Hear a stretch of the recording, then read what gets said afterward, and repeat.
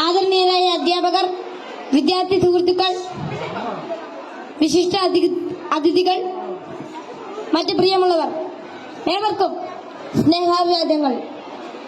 മാനവ ചരിത്രത്തിൽ ഇന്നുവരെ നേരിട്ടിട്ടുള്ള എല്ലാ ദുരന്തങ്ങളെക്കാളും ഭയാനകവും പ്രകൃതിശേഷിയേറിയതും നാശകരവും പ്രത്യാഘാതം ദീർഘകാലത്തേക്ക് നിലനിൽക്കുന്നതുമായ ഒരു മഹാവിപത്താണ് ലഹരിയുടെ ഉപയോഗം.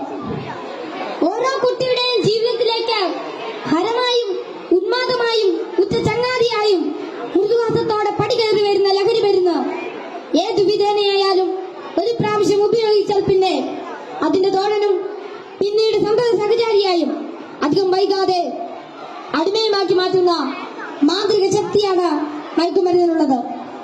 മയക്കുമരുന്നിന്റെ ഈ മാന്ത്രിക ശക്തിയെക്കുറിച്ച് പറയുമ്പോൾ കടൽക്കിടവന്റെ കഥയാണ് എനിക്ക് ഓർമ്മ വരുന്നത്. കൂട്ടുകാരെ, നിങ്ങൾ കടൽക്കിടവന്റെ കഥ കേട്ടിട്ടില്ലേ? വെയിലാറുന്ന സായാഹ്നങ്ങളിൽ കടൽ തീരത്തിന്റെ മണൽത്തട്ടിൽ നടക്കാനാവാതെ അവശനായി കിടക്കുന്ന വൃദ്ധനെ കാണാം. കരുത്തരായ യുവാക്കൾ ഒറ്റയ്ക്ക് ആരെങ്കിലും അടുത്തെത്തിയാൽ തന്നെ അല്പദൂരത്തേക്ക് മാറ്റിക്കിടത്താൻ ചെറുപുഞ്ചിരിയോടെ വിനയാജ്ഞനായി അപേക്ഷിക്കും. മനസ്സലിഞ്ഞ് സഹായിക്കാൻ തയ്യാറായാൽ എടുത്തു മാറ്റാൻ കിഴവൻ അനുവദിക്കുകയില്ല. തോളിൽ കയറ്റാൻ നിർബന്ധിക്കും. തോളിൽ കയറിയാൽ കിഴവന്റെ തനി സ്വഭാവം പുറത്തു വരും. തന്നെ വഹിച്ചവൻ കുഴഞ്ഞു വീണ് മരിക്കുന്നതുവരെ തോളിൽ തന്നെ ഇരിക്കും. നന്നേ ഭാരമുള്ള കിഴവനെ ചുമന്ന യുവാവ് മരിച്ചു എന്ന് ബോധ്യമായാൽ ഇറങ്ങി അല്പമകലെ മാറിക്കിടക്കും, അടുത്ത ഇരയെയും കാക്കാൻ. ഇതുപോലെയാണ് ലഹരിയുടെ ഉപയോഗവും. ഒരു പ്രാവശ്യം രുചിച്ചു നോക്കിയാൽ പിന്നെ രക്ഷപ്പെടൽ അസാധ്യം എന്നല്ല, എന്നാലും വലിയ പ്രയാസം തന്നെ.